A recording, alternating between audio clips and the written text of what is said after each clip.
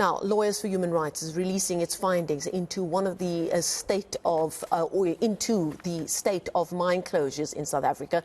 It will also look at human rights violations and the impact these closures have on mining-affected communities. Let's find out some more now from Mametlwe Sebei from the Lawyers for Human Rights, and he joins us virtually from Pretoria, from Mamelodi. Thank you so much for your time this afternoon. Now, you put a lot of thought, not just obviously into releasing this report, but where it's being released. At the eNCA Kerk in Blyvoor Uitzicht, the Blyvoor Uitzicht mining village. A lot of thought going into that, because the Blyvoor Uitzicht mining village, one of the first cases that you believe perfectly illustrates the broader negative impact of improper mining closures. Tell us about that as a basis for this report. Yes, I mean, Blyvoor Uitzicht, gold mine operated until 2013. When it was closed, actually workers and communities received, 2-3 days notice at most. And the problem with that is that this is a mine which was not only responsible for employment of all the workers staying in the mine village, it was responsible for housing, for water, for sanitation. Almost every public service in that mine village was being provided by the mine. And therefore, when the mine closed through insolvency provision instead of MPRDA, that is a mining regulation that, provide for a proper closure with rehabilitation and everything that comes with that. In this instance, then the mine workers, the community were left abandoned, and with them, of course, the mine dumps which are containing, uranium, radioactive, uranium-rich material and other chemically toxic elements. And this is part of the problem that we are seeing, not only in Blyvoor, but actually across the country, which is where we have consulted a number of communities that are also in distress because of mine closures like this. Now, your report focuses, obviously this is a very complex issue, and your report tries to cover as much of that as possible. Obviously, the causes and effects of improper mining closures, as you've just mentioned there, the private corporate interference as well. But of course, also a big focus has to be on systematic regulatory failure, because there are regulations, there are laws in place that is supposed to overarch how a mine is supposed to be closed. But that's not being stuck to, is it? What has your report found about the failure of the regulations and the laws that are in place at this time? I'm glad that you are raising that issue, because one is, at the present moment, GeoCouncil is actually in possession of a list containing over 6,100 mines that are abandoned, that is derelict and ownerless. And these mines have not been properly rehabilitated. These mines are health hazard. These mines have actually left communities completely devastated by unemployment, by poverty, by chronic health impact that are associated with mining industry, and none of these communities are getting any redress and justice. Now, the reason I'm glad that you raised the issue that you did is that there is the narrative that media is promoting, one that lots of these mines that are derelict and ownerless are so because there was no regulatory framework in place. Now, our research point out that this country has been having regulatory framework that talks to issues of closure for more than 100 years now.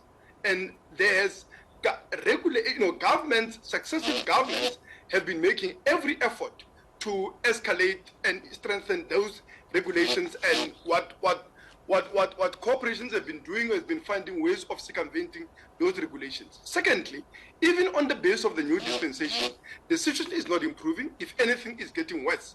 And you can just look at the fact that between 2011 and 2016, there's barely any mine closure that has been issued in Gauteng and other provinces which are heavy or are hosting a core minerals and mining in this country. Lots up to 87% of the mine closure certificates were prospecting and small permits, many of which are in Western Cape.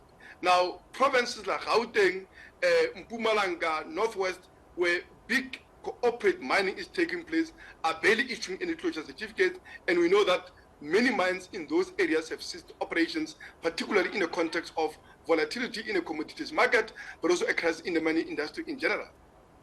And can you answer as to why that is? Is it lack of political will? Is it because these mining companies have enough power and money to make their problems go away? Where's the fault here? I mean, it's issue really of state capture. And by state capture, I'm very careful about that. Because in reality, when you look at the history, of the state in this country, especially since, since 1910, reality is that our state in particular has been a mining capitalist state primarily, where particularly the mining industry at the core of what you call the mineral energy complex has been dominating and influencing policy, including making sure that there is corporate impunity and general disregard for laws that are being flouted. And of course, the state does absolutely nothing. If anything, is shielding the mining industry from accountability. If anything, is making sure that any community and any worker who demands accountability is brutalized. Marikana is one example of that, but of course also the daily brutalization of many mining activists who are rising and demanding one, implementation of environmental management plans, but also implementation of social and labor plans, which are meant to ensure that by the time that mine actually closes, this rehabilitation has taken place. The mine and the land is restored in a position where, if it's not where it was before mining, certainly it can be used meaningfully for community upliftment. Now, also communities are not left worse off. And what we have found is that generally, communities that are facing mine closure are in distress economically, environmentally, but also by every measure. The levels of unemployment, the levels of crime, the levels of disease, and of course, general lack of public health, general poor state of public health in those particular communities are an indictment on corporate mining, but also speak to a general neglect of state responsibility to ensure that mining companies are held accountable. And now a week doesn't go by. In fact, days don't go by without us having a news story in the news involving zamazamas, or illegal miners, as they're called. Now, from what one understands is, or according to your reports and other experts we've spoken to, that when a mine is closed incorrectly or even illegally, it creates a vacuum in which other things thrive, illegal activities thrive, but also socioeconomic issues thrive, like you've just listed them now, as well. The great thing about your report, however, is that it brings in the perspective of those communities. We hear from them all the time now, where we have these criminal incidents involving zamazamas, where people say they fear for their lives. Crime has become a massive issue in those areas as people struggle to put food on the table. What, however, from this report, are those communities telling you would they like to see happen in terms of managing the closure of mines, so that they are not left destitute and a gap isn't left for these illegal practices and socio-economic issues to take hold? I mean, ultimately, what we need is community involvement in the monitoring and enforcement of compliance, because state not only is not having capacity, but in many ways actually is colluding with the mining industry to ensure non-compliance. And these are problems of corruptions, but also just general lack of capacity in terms of enforcement, of inspection and enforcement.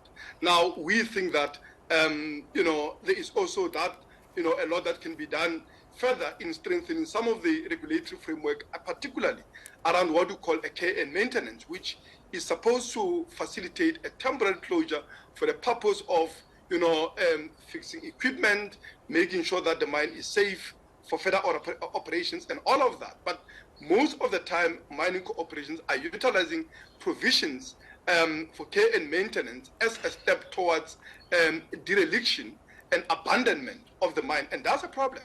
But also, one of the things that has come out very clear in our conversation with communities is that, we are focused mainly, in our public discourse on illegality of zamazamas. Now, the term zamazama is mostly generally associated with, former mine workers who are trying to eke out a living on the periphery of, poorly closed mine. And these are people who have been abandoned by big corporations that have plundered the resources, that have plundered their labor and have gotten filthy rich. And, when they closed, they just left. Now, what we are not talking about is illegality of big, formally licensed cooperative mining. And the statistics in terms of non-compliance, are staggering. In one instance, the minister was pointing that only about 29 mining companies were actually complying with their social and labor obligations. Now, remember, social and labor obligations are there to ensure that mining communities are left better off after mining and not worse off, which is what we are saying. Secondly, the issues of environmental and management plan. There is supposed to be regular, environmental compliance auditing, but mining companies are submitting glowing reports to government year in, year out. But at the end of the lifespan of the mine, you find that there is a huge backlog in terms of rehabilitation, and the funds that are there for financial provisioning are simply inadequate. And who gets left behind to clean that mess? Is the state, is communities. Government is spending about 49 billion a year. That could be going to creating jobs in this country. That could be going, to settling the demands for, public service wage increase. That could be going to providing a much needed public services, schooling, clinics, water, electricity to working class and poor people. That 50 billion yearly is going to cleaning the mess that has been left behind by cooperative mining. And a lot of these serial offenders, big mining companies, are still here. It's just a very complicated cooperative structure that they put in place, that they are able to declare that particular mine insolvent, and you can't go after the real owners. These are the big mining companies that we all know, because of a limited liability. Because me and you would think, okay, we know Anglo Platinum is mining here, Sebei and so on. But what they've done is that they've registered these mining companies as separate entities. So when they are done, they simply declare that company insolvent or pass it to a small company that is simply not capable of carrying, the financial liability for rehabilitation, which at that time, particularly when you're dealing with old mines, would be numbering at hundreds of millions. Indeed, and the list and that number probably is even bigger than we can even think. That's Mametlwe Sebei. He is an attorney at Lawyers for Human Rights, bringing us the very latest on that report that they're releasing today on the state of improper mine closures in South Africa and the impact on that on those communities around those mines as well. We thank him for his time this afternoon.